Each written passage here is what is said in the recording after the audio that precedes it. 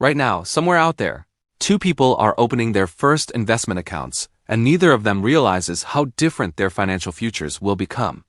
They are both 29 years old. They earn roughly the same salary. They have similar expenses. They each have about $15,000 in savings. And in early 2026, they both decide it's finally time to start investing. At first, their behavior looks almost identical. Both open brokerage accounts. Both watch YouTube videos about investing. Both read articles about the stock market. Both promise themselves that this is the year they will take their financial future seriously. But then something interesting happens. Daniel becomes obsessed with preparation. Every day he watches market updates. He follows economic forecasts. He reads predictions about artificial intelligence, recessions, interest rates, government debt, and stock market bubbles. He constantly tells himself he just needs a little more information before investing, a few more books, a few more podcasts, a few more weeks, a little more certainty. Ryan takes a different approach. He creates a simple plan. He sets up automatic contributions. He buys diversified index funds. He automates everything. Then he mostly ignores the market and gets on with his life. Years pass, then decades. And by the time both men approach retirement, Ryan owns substantially more wealth than Daniel. Not because he was smarter. Not because he earned more. Not because he discovered some secret investment strategy. The gap came from something much simpler. We'll come back to that. Because this isn't really a video about investing. It's a video about avoiding the mistakes that quietly keep ordinary people from becoming wealthy. My name is Theo, and I spend way too much time thinking about why some people build life-changing wealth, while others spend decades working hard and still feel financially stuck. If you're starting from zero, restarting after mistakes, or simply wondering what you should do with your money in 2026, hit like and subscribe, because by the end of this video, you'll know exactly how I would approach investing if I had to start all over again today. Now, if you're nervous about investing in 2026, you're not alone. In many ways, the fear makes perfect sense. The stock market has experienced enormous growth over the past several years. Artificial intelligence dominates financial headlines. A handful of giant technology companies represent a massive portion of major stock indexes. Valuations in some areas appear expensive. And almost every week, another expert appears on television predicting a crash, a recession, a debt crisis, or some other economic disaster. For someone standing on the sidelines, it can feel like showing up to a party just as everyone else is preparing to leave. And this is where most people get it wrong. They assume investing is primarily about finding the perfect moment. They believe there is some magical entry point where risk disappears and opportunity becomes obvious. But history tells a very different story. Think about all the moments when investors had legitimate reasons to be afraid. The dot-com crash, the housing crisis, the European debt crisis, the COVID panic, bank failures, inflation scares, wars, political uncertainty. Every generation has experienced events that felt like convincing reasons not to invest. Yet despite all of those frightening moments, the long-term trend of productive businesses creating value continued. The surprising part is this. The people who spent years waiting for certainty often paid an enormous price. Because certainty usually arrives after prices have already moved higher. Imagine someone who delayed investing while waiting for the economy to feel safe. How long would they have waited after 2009? After 2020? After every major recovery? The market has a strange habit of improving long before the news improves. Which brings us to something even more important. If I were starting over in 2026, the first thing I would not do is try to predict the future. I would not try to predict where the market will be next month. I would not try to predict the next recession. I would not try to identify the next superstar stock, because nobody consistently knows those things.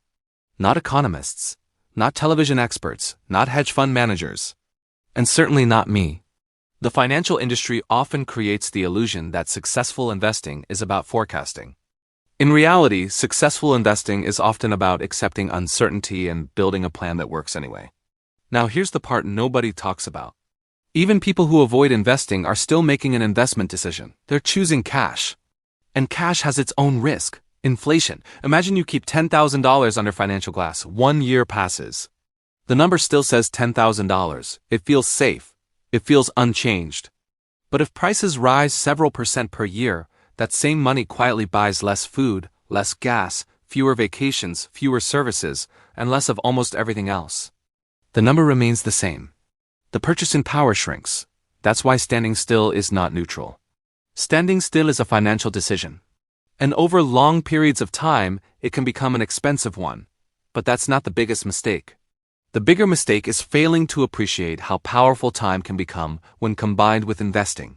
Let's imagine a small snowball rolling down a hill. At first, it barely grows.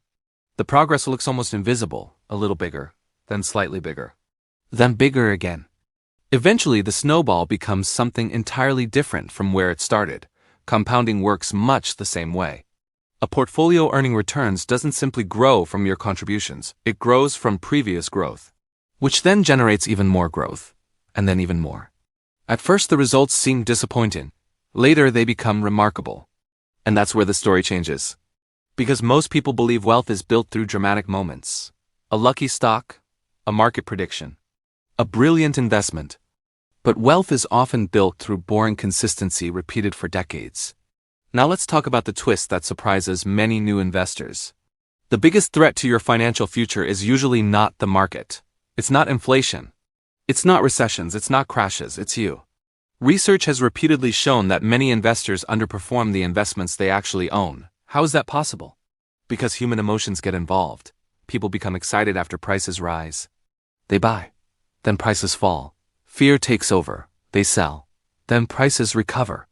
They buy back later at higher prices. The cycle repeats. Investors often chase performance instead of discipline. They react emotionally instead of systematically. The market becomes a machine that transfers money from impatience to patience. Which is why, if I were starting over in 2026, I would focus first on building the foundation before buying a single investment. Step 1 would be eliminating high-interest debt. Credit card debt charging 20% or more is incredibly difficult to overcome through investing. If someone offered you a guaranteed 20% return, you would probably consider it an extraordinary opportunity. Paying off high-interest debt often provides exactly that kind of guaranteed improvement to your financial position.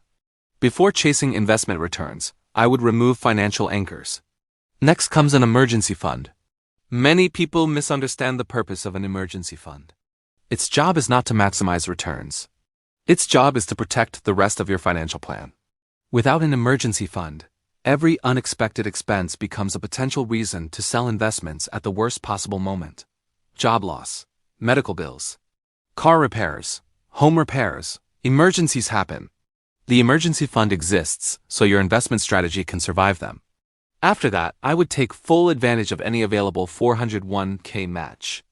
This is one of the closest things to free money available to ordinary workers. Imagine contributing money and immediately receiving additional money from your employer. Very few investments can compete with that kind of instant return.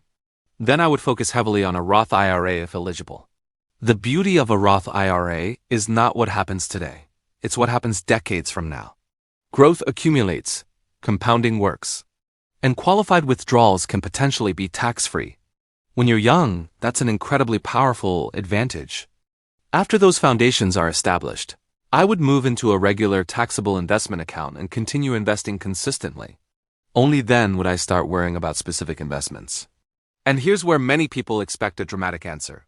Maybe a secret stock. Maybe a revolutionary technology. Maybe a hidden opportunity. But if I were starting over in 2026, I would keep things surprisingly simple. Because simplicity often wins. History has shown that most individual stocks fail to outperform the broader market over long periods. Many disappear entirely. Many active fund managers fail to beat market indexes after fees, year after year, decade after decade, which raises an important question. If professionals struggle to identify future winners consistently, why would a beginner assume they can? The alternative is remarkably simple. Own the entire race. Instead of trying to identify tomorrow's winner, buy thousands of companies at once. A total market index fund accomplishes exactly that.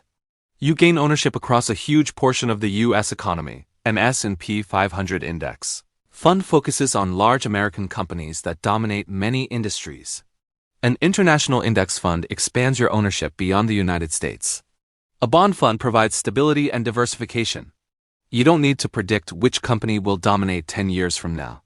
You simply participate in global economic growth. You don't need to find the winner.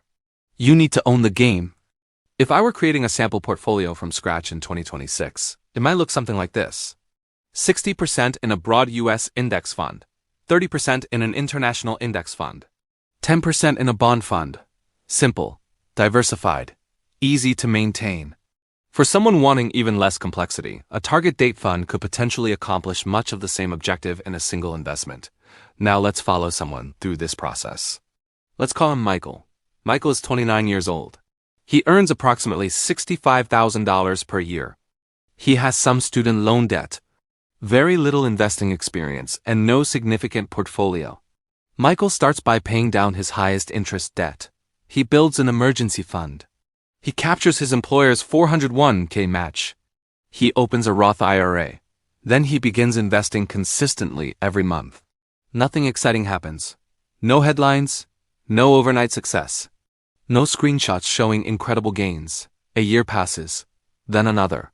The market rises, the market falls, the market recovers. Michael continues.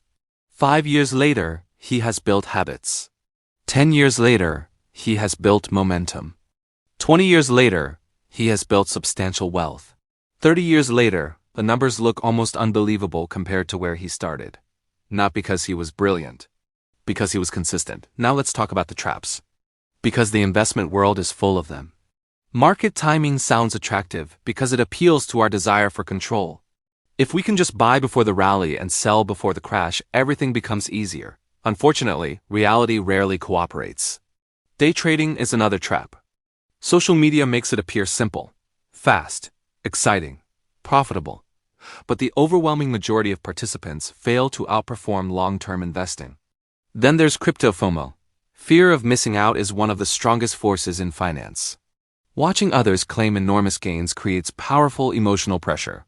But chasing trends after massive price increases has historically produced painful outcomes for many investors. High management fees create another hidden danger. A seemingly small percentage can quietly consume huge amounts of wealth over decades. And complex financial products often create confusion that benefits sellers more than buyers. The problem goes deeper than that. All of these traps exploit human psychology. Greed, fear, envy, impatience, the desire to feel smarter than everyone else. Successful investing often requires doing the opposite of what your emotions naturally encourage. Near the end of every investing conversation, there is a reality many people prefer to avoid. Millions of Americans are not adequately prepared for retirement. Many never invest consistently. Many start too late. Many spend decades postponing decisions they know they should make. The encouraging news is that the bar is lower than most people think. A person following a simple plan today can potentially outperform a surprisingly large percentage of the population over time. Let's put some numbers around that. Someone investing $300 per month for decades may accumulate hundreds of thousands of dollars. Someone investing $500 per month may potentially build substantially more. Someone investing $1,000 per month can create an entirely different financial future. The exact numbers will vary. Markets will vary, returns will vary. But the principle remains the same. Consistent investing over long periods can transform ordinary income into extraordinary wealth. And here's the final lesson I would want every new investor to remember. There will be another recession. There will be another crash. There will be another panic. There will be another period when financial headlines convince people the world is falling apart. Those moments are not unusual. They are not evidence that investing has failed. They are part of the journey. The crash is not the exception. The crash is part of the process. The people who ultimately build wealth understand something that others often miss. They don't require perfect conditions. They don't require certainty. They don't require accurate predictions. They simply continue following the plan when fear tells everyone else to quit. So if I were starting over in 2026, I wouldn't spend my time searching for the perfect stock. I wouldn't spend years waiting for the perfect moment. I wouldn't obsess over every prediction. I would build a simple plan, automate it, protect it, ignore most of the noise, and then give time the opportunity to do what time has done for generations. Because the people who become wealthy through investing are rarely the ones who predict the future most accurately. They're usually the ones who stay invested long enough to benefit from it. And in a world obsessed with forecasting tomorrow, the greatest financial advantage may simply be having the discipline to keep going today.